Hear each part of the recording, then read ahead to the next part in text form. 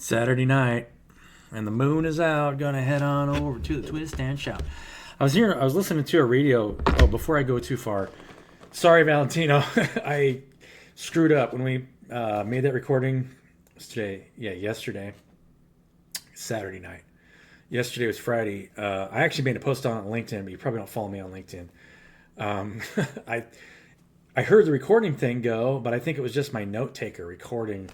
It was a Zoom meeting, so I have to actually physically hit the record button for it to record in a Zoom meeting. So, yeah, sorry. We had a really good discussion. Actually, we thought the recording stopped, but it was just the note taker that stopped recording. About how judgments of the mind, get projected under our reality, blah, blah, blah, blah. But I heard somebody talking about the Fool card and the Magician card. And I thought it was worthy to go back because I think I've already made a video about this a long time ago. But we can talk about it. And it's interesting, and I realized this actually when she started talking about it. And I hadn't thought about it before, but when you look at the Magician card, let me find it. I believe the Magician is only holding up the wand, right? In the Rider-Waite Tarot deck. It's probably different in some other tarot decks. But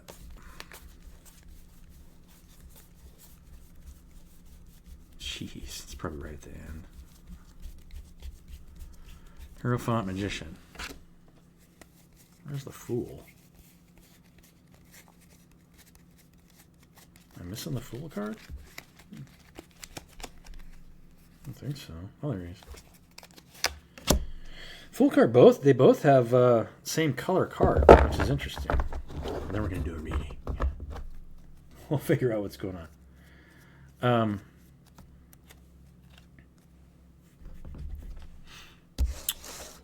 So these two cards. So the Fool card is the 0 card, right? And the Magician is the second card in the deck, but it's the 1 card. Interesting how that works too, and that just occurred to me too. Wow. So 0 is like we're all big 0, or we're all 1, but this is a 0 is like a whole number, right? It's whole.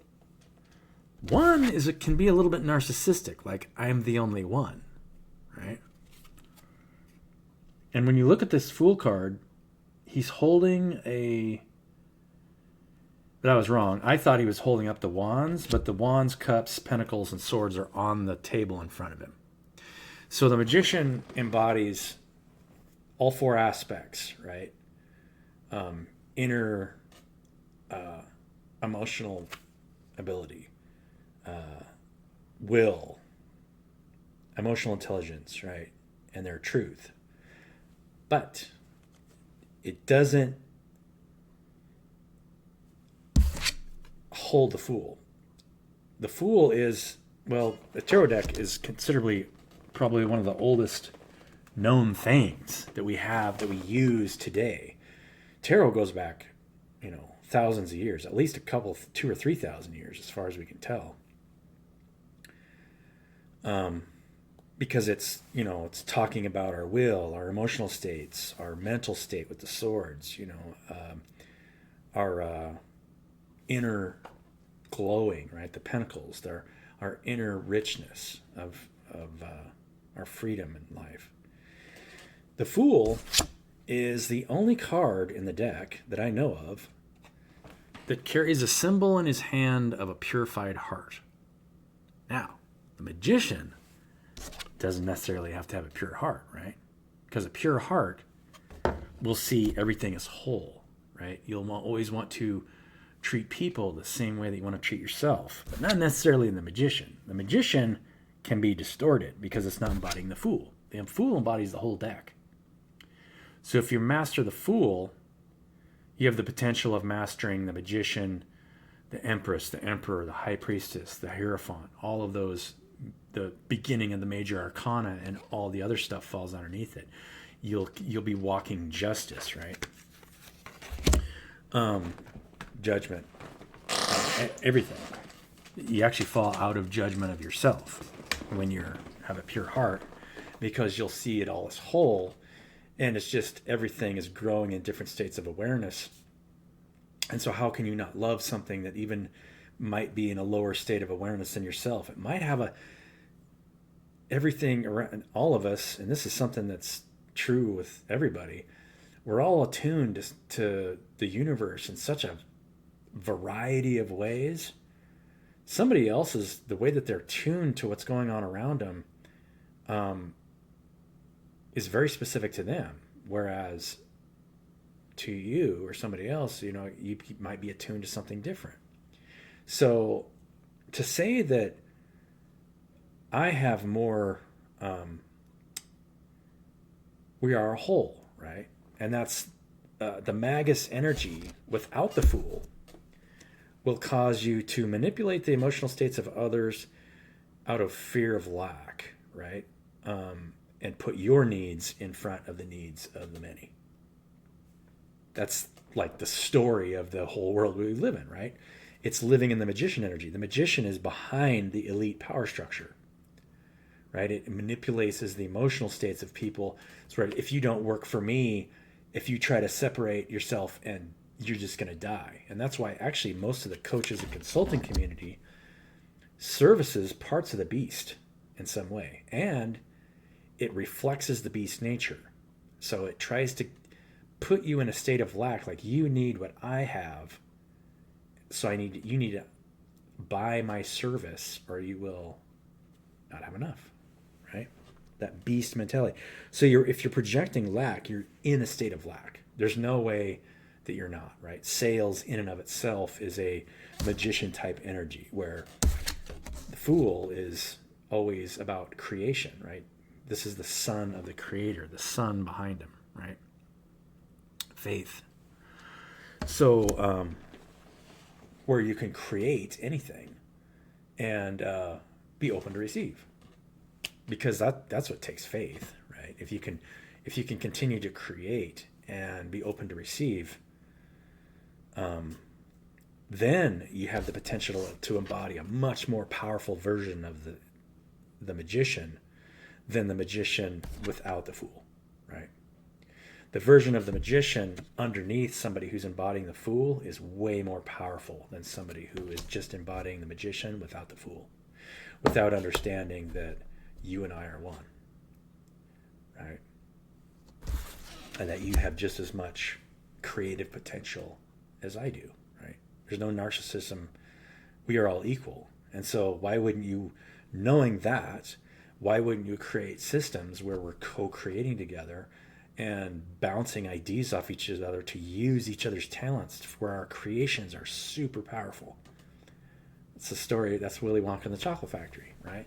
He's the creator, and he's partnering with the Oompa Loompas, the orange little green-haired guys, right? To make the most delicious candy in the world. Right? Nobody makes it like Wonka, because he's created heaven on earth, and he protects it with a contract. So that if you come in there and try and overindulge and take more than the person standing next to you, as if you had more right to the world than somebody else, then he squirts you out. Or you get sucked into a pipe, you blow up like a blueberry, you get shrunken, to the small version of yourself, or you are greedy enough where you actually get deemed a bad egg and go down the chute into the furnace. Literally. It's such a good movie. I love that movie so much. Yeah. So yeah, in this interpretation of the fool, you could almost say that Willy Wonka is the father, like the son behind Charlie the fool, right? Because Charlie he's a fool, and he's only carrying just a little bit with him, right? He's got a knapsack on his back. He's a fool. He lives a life of non-attachment, but he carries the light. That's the only way that you can carry the light of the Father, is if you're living in non-attachment, right? To look at all of it and see that you are the creator of all of it. As long as you don't try to attach yourself to a part of it, you can have all of it. You just have to create and be open to receive. Forces you to grow too. I mean, I can't tell you how many negative emotional states you got to ground out in order to get to that state, right? So let's do a reading, shall we? Yeah. I'll stick these cards in here. I was talking to my brother tonight about Aleister Crowley. He was something else.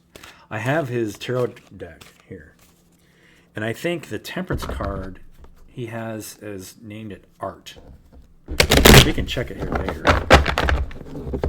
if you guys want.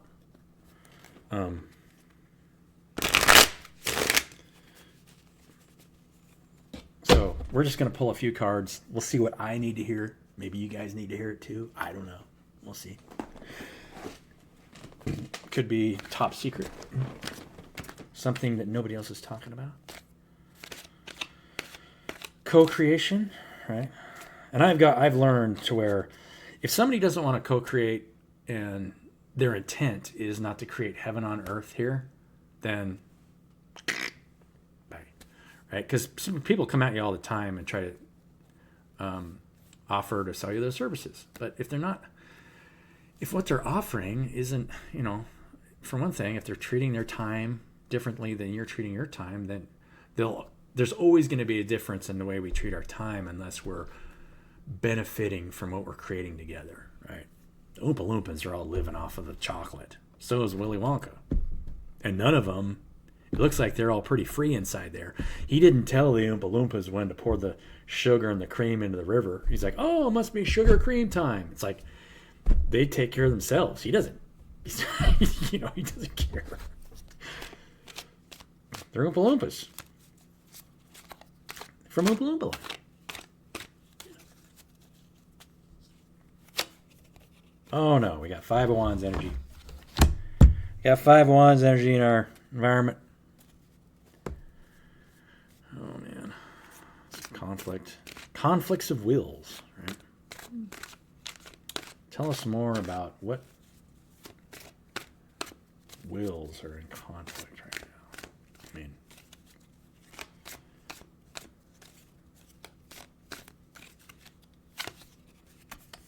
Nine of Wands. A little bit of Wounded Warrior energy. Maybe we're having this perspective of maybe this is the perspective that we see. We're not seeing it from the right perspective.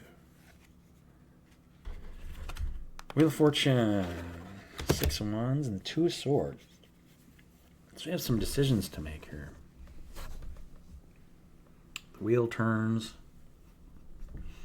Maybe we're a victor of something. We're in our victory dance. And there's lots of different types of victory.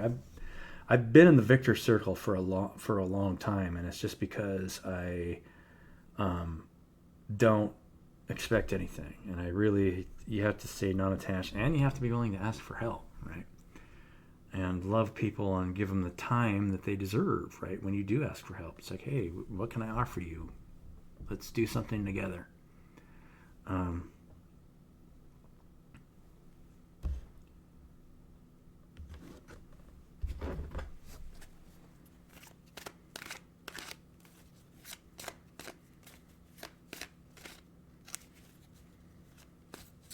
And everybody else is trying to sell a service, and all you want to do is just create heaven on earth together. It's very difficult, right? Because people don't trust. They don't trust in the process. But you got to you got to let go of old emotional states in order to keep moving forward, right? I love this card because it's got choppy water. You're moving from choppy emotions to calmer waters ahead. And it's the mentals. I like this because it's swords, because it's like the mental is creating the emotional state. You have to balance your mind before you're and understand it from a higher perspective, or you'll fall into too many negative emotional states.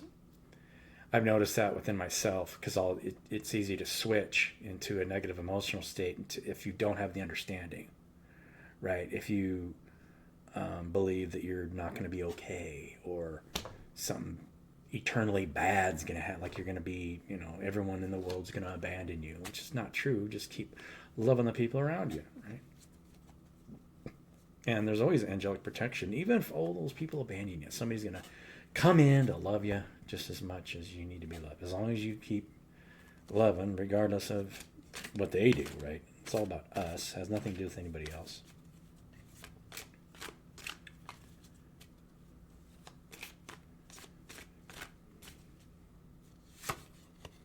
Queen of Swords. So we're cutting off what we're attracting. This is kind of what I was talking about, right? You're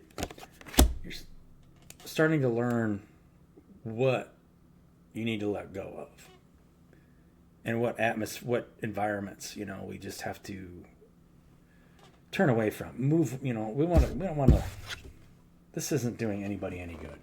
Now, teaching. We'll see if the Hierophant comes. I'm going to do this. If you can teach and just continue to move forward, still, it's, we got five being guided by a higher light, but there's a little bit of struggle. There's a little bit. It looks like poverty, but it's. If you can, your discernment will tell you who's ready. But if it doesn't matter who it is, if it's structured right, everybody will end up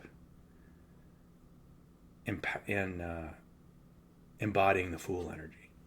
Because if you structure any kind of group where it's under contract, right, that you can't lift yourself up above the needs of the people around you, and you don't have more power in the decision making. Everyone should have the right to say no, right? Like, let's say, I'll give you guys an example. We're in a group together, and there's 10 of us, and I bring up an idea, and 8 people say, hey, that's a great idea, but one person says no. It's like, okay, well, why do you say no? Well, this, and this, and then it's like, okay. Then the group should have power to decide, and the group will know, right? Because when you say no, and your reason isn't good, the group will know, right? The group will say, come on. That's a stupid reason. It's like, come on. You're just saying no because you don't like this person over here. Usually that's why, right? When people habitually say no, it's just because they don't like them, right? But sometimes it could be no because whatever you're creating could negatively impact somebody, right? And that's the main reason why you create that equality, right? Because when you go to work for groups into businesses that are unequally yoked, the thing you're creating creates something that's unequally yoked, right? We all reproduce from the energetic state that we're in. I mean, that's the way it works. So, if you have too much attachment to the material world, you're going to be constantly reproducing from that emotional state, that never-ending state of want, right? These guys are figuring it out, right? I mean, they're getting out of that state that's forcing them to get out of the state of want, right? Let's get another card.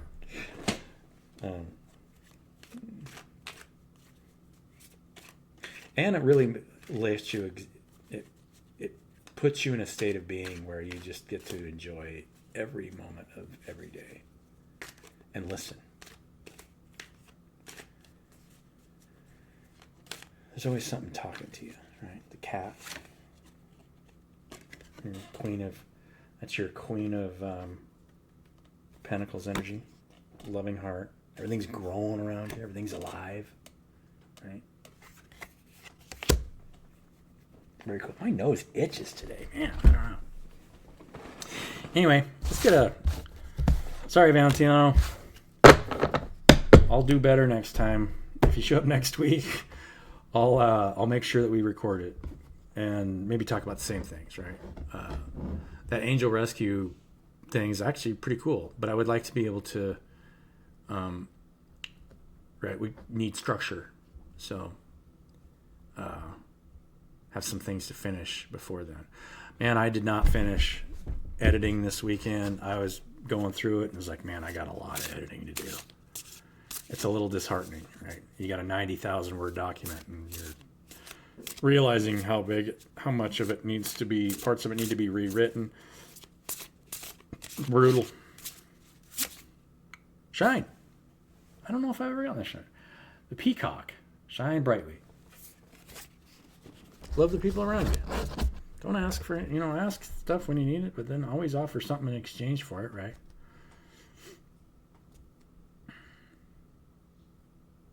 That is a weird looking peacock.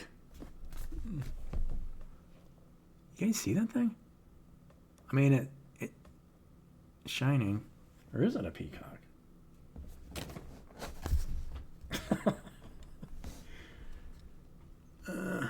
I don't know. I mean, the feather, it looks like feathers of a peacock, but then it's almost like a person kind of laying back and their hair coming out and rolling into things that look like a peacock, right? And is that an arm? That's somebody kind of, I think that's what that is, right? That's a body with light coming from the front and then hair coming out like a peacock. Yeah. That's an interesting picture.